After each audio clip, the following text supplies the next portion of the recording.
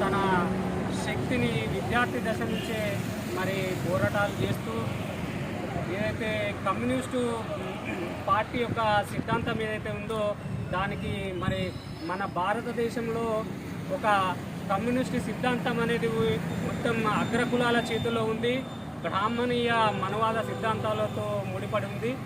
దాన్ని మనం ఛేదించాలంటే మన భారతదేశంలో శ్రామిక వర్గాలను, పీడిత వర్గాలను వీళ్ళందరినీ కూడగట్టి మనం ముందుకు పోతే తప్ప మన ఆశయాలు, మన శ్రామిక వర్గాల యొక్క ఆశలు సఫలీకృతమైతే అనే ఉద్దేశంతో ప్రతి ఒక్క కులానికి కుల సంఘాల నిర్మూలన దాతగా మొట్టమొదటి పేరు మన మారోజు వీరన్న గారే. మారోజు వీరన్న గారి ఆధ్వర్యంలోనే మరి ఏదైతే సంఘాలు ఉన్నాయో మనం చెప్పుకుంటున్నాము, ప్రతి ఒక్క కులానికి కుల సంఘం అనేది ఉంది. దానికి ఆర్తుడు ఎవరయ్యా అంటే మారోజు వీరన్న గారే. మారోజు వీరన్న గారి ఆశయాలకు అనుగుణంగానే మరి ఆ రోజు ఏదైతే ఉందో మందాకృష్ణ మాదిగ గారు ఎంఆర్పిఎస్ అనే ఒక సంస్థను పెట్టుకొని ఆ సంస్థ ద్వారా ఉద్యమాలు చేస్తూ స్థానిక పీడిత జనుల కోసము మరి పోరాటాలు చేసిండ్రు.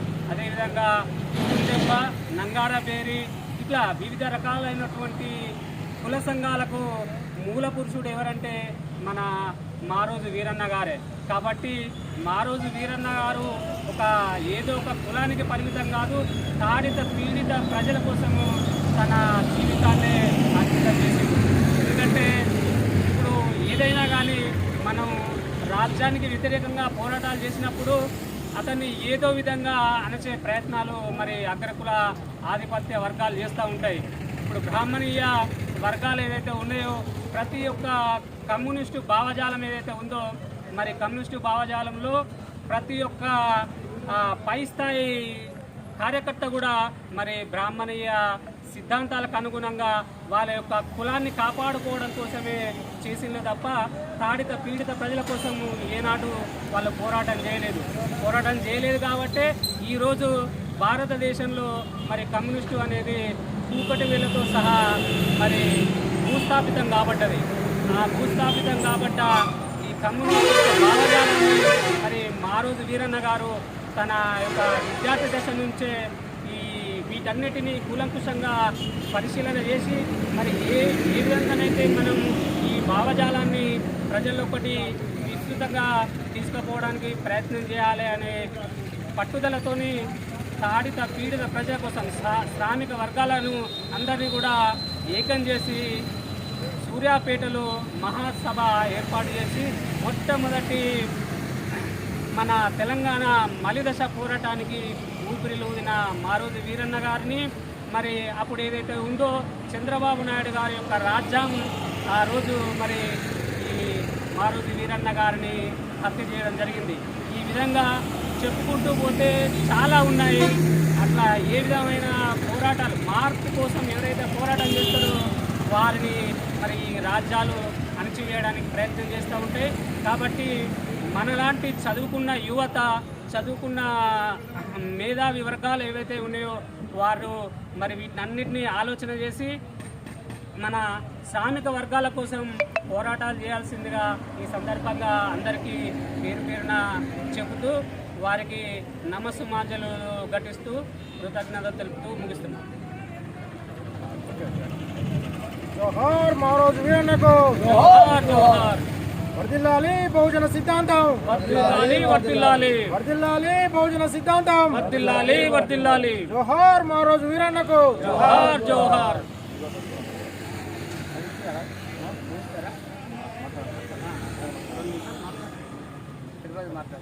మారోజు వీరన్న ముందుగా బహుజన సిద్ధాంతానికి మారోజు వీరన్నకు విప్లవ జోహార్లు.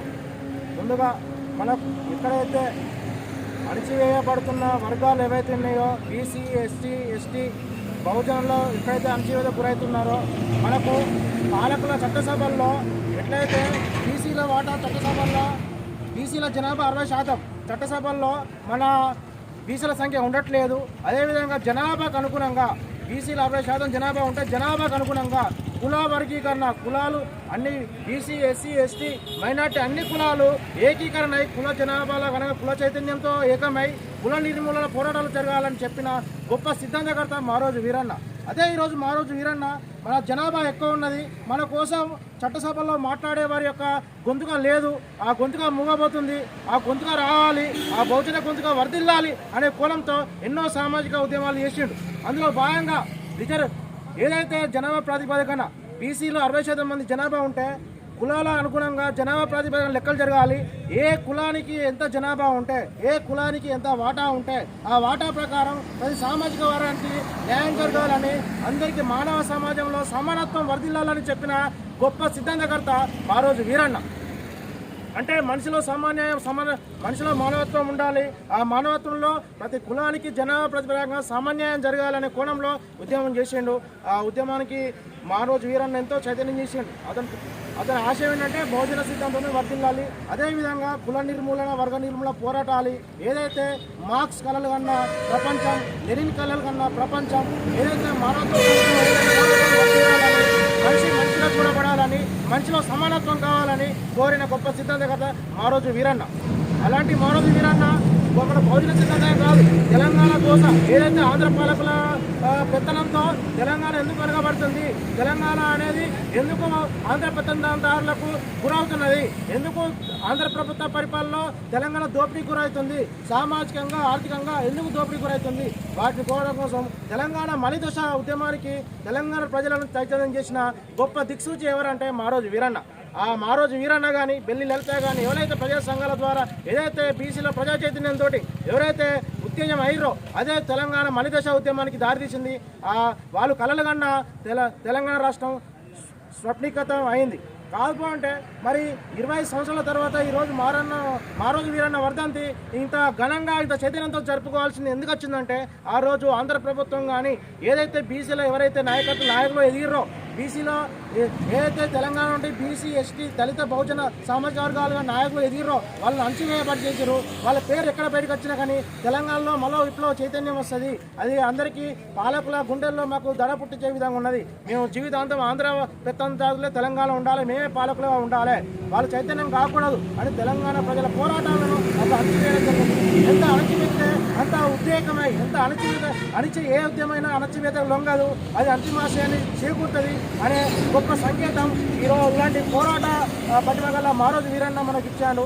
మన మారోజు వీరన్న వల్ల మన చైతన్యం కోల్చాలంటే ఏ కులానికి మన బీసీలో ఐక్యత రావాలి, ఏ కులానికి ఆ కులానికి తగదలేకుండా అన్ని ఏదైతే అగ్రవర్ణ చేతుల కింద బలి అవుతున్న నిమ్న వర్గాలు, ఎస్సీ, ఎస్టీ, బీసీ కులాలు అన్నీ ఐక్యమత్యమై ఒక సంఘీకృతమై ఒక కార్యాచరణ ప్రకటించి మీ జనాభా ప్రకారం మీ వాటా మీరు అడుకోవాలి, చట్టసభలో పోరాడాలి. అది మన భారత రాజ్యాంగం ఇచ్చిన గొప్ప హక్కు అని మనకు ఒక చైతన్యాన్ని తీసుకొచ్చిండు. ఆ చైతన్యాన్ని మనం ముందు తీసుకెళ్లాలని కోరుతున్నా. ఈ సిద్ధాంతం గొప్ప సిద్ధాంతం, మారోజు వీరన్న సిద్ధాంతం.